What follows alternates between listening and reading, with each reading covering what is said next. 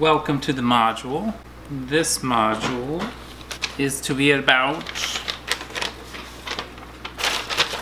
this is module 9, and module 9 is about other tools, but I have a surprise for you, a surprise that I think will be very good. You have been so amazing in everything that you've done for this class that I think we are able to combine the last 3 modules into this module, making this the last module. Not that I want to get rid of you folks. You folks have been amazing. This has been an incredible experience for me. And hopefully it's brought some value to you. But good teaching is about adjusting to your students. You folks are throttling through this work. You're doing amazing things. You're going further and above and beyond, even more than I ever expected. So I want to be able to adjust to what your needs are, what your pace is, and give this great gift to you. You could wrap up this course over the vacation here and be done. Thought that would be pretty good. Hopefully nobody's upset by that. If you are, just let me know, and I can give you assignments for the rest of eternity. But we're gonna combine the last 3 modules of the course into this one module. I'm gonna talk a little bit about other tools that you can use. We're gonna talk about communication plans, and then I'm gonna give you your assignment, and that's kind of gonna be it. So there you go. Yay, 'tis the season to give gifts. So first, let me talk a little bit about other tools. There are lots of other tools out there beyond the tools that we've talked about in this class. For you to use in your classroom. One that is so good, and it is one of my favorites, is podcasting. And this is particularly great for schools that have a lot of concerns around privacy or photo images or photo permissions or things like that. Podcasting can be incredible. And on the assignment sheet, I'm going to link resources and examples and all sorts of things that you can explore. But podcasting is basically making an audio recording, producing it, and hosting it somewhere. And there are a couple of hosting options that I'll talk about in the assignment sheet, and you can take a look. But audio of your students can be so incredible. It can be absolutely amazing and powerful and complex, and you can really share what's going on. The plow. Where was I?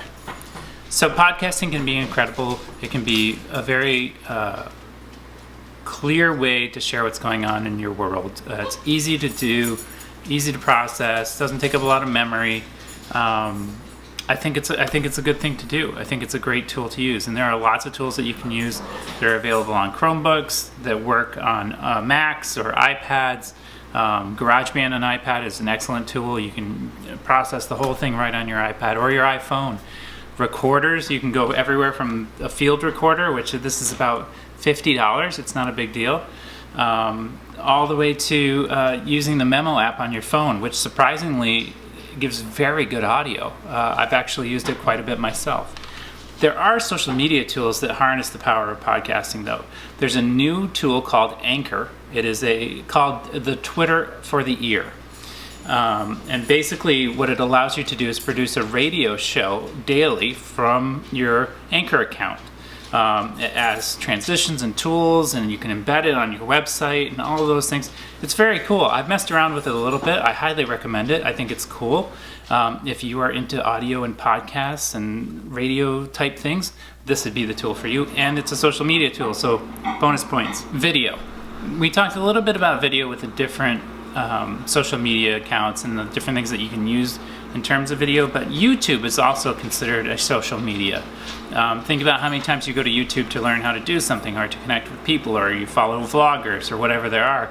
I use video significantly in my practice for sharing what's going on in our district, and also for what's going on in my own life, and all of those things. I find it is one of the most profound ways to connect with people and to truly show what's going on.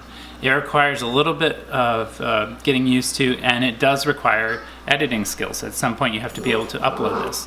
But I've seen people be very successful not editing video, just uploading the video as it is to YouTube and showing an activity in a classroom, or using a tool that creates a video montage or whatever it is.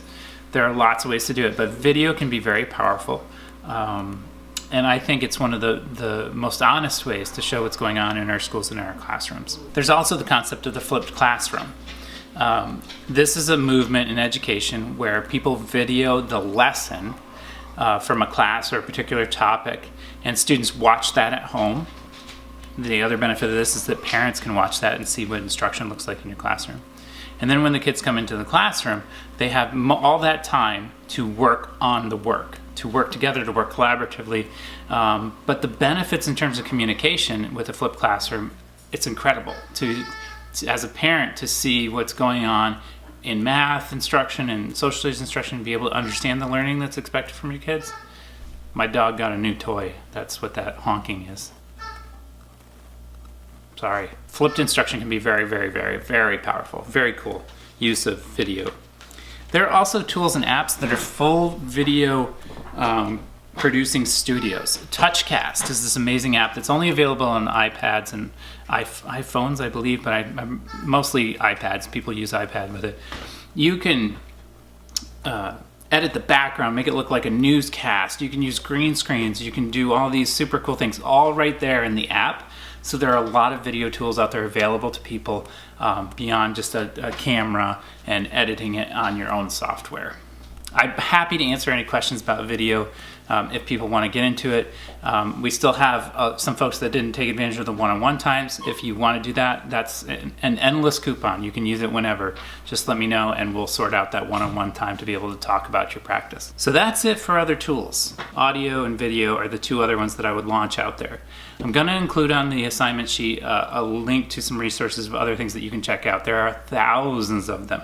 And remember, you need to be looking for what works for you and what helps connect with families or people in your learning communities, not what doesn't feel right to you. So make sure that you do. Okay, so we're smushing these 3 modules together to make one final module that is due by Wednesday. A couple things here. 1, if you are taking this class for credit, make sure you get your assignments in. As soon as you have your assignments in, I send off the credit sheet to Southern New Hampshire and they will send you your credits. Okay? So make sure that you do that. Get them done.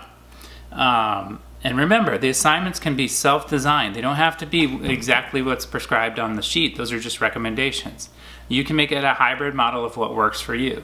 It can be a reflection. It can be your thoughts on it, whatever it is. Just think about it. Make sure that you explore the tool and do the assignment. Second thing that you're going to do, you're going to write a communication plan. And I'll have a template in the assignment that'll kind of walk you through what goes into a communication plan, but rough out how you're going to use these tools.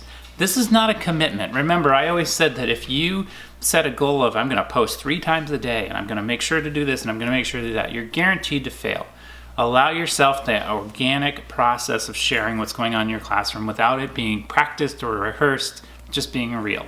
But the communication plan will help you outline how you think you're going to use these, a timeline that might help you stay a little bit committed to it, might guide you in your research, things like that. So you're going to create a communication plan. You are also going to reflect on the course a little bit and just give me a paragraph reflection on how you felt your learning went in the course. This isn't a reflection on Mike, this is a reflection on you, what you took away from this course. I will have a survey for folks at the end about how the course went for you, the design. I want to be able to refine this and learn from you about the process. So you'll have that chance. Man, that toy is loud. I'm interested in knowing what you really walked away with and what was powerful for you. For what it's worth, I will tell you this has been a very pleasurable experience for me. I have never taught an online class. I was nervous about how it would go. I'm super impressed with you. I've learned as much from you as hopefully you've learned from me. And I'm appreciative of all the work and effort that you've put in and the patience with listening to my dog's toys and all that craziness. But mainly I'm grateful for the opportunity to have met you, bring you into my PLN as new contributors to my own learning, and thank you for everything you do. Those stinking toys are ruining my sentimental moment. Thank you. Enjoy your last module. Let's wrap it up. Let's celebrate. Spread the word.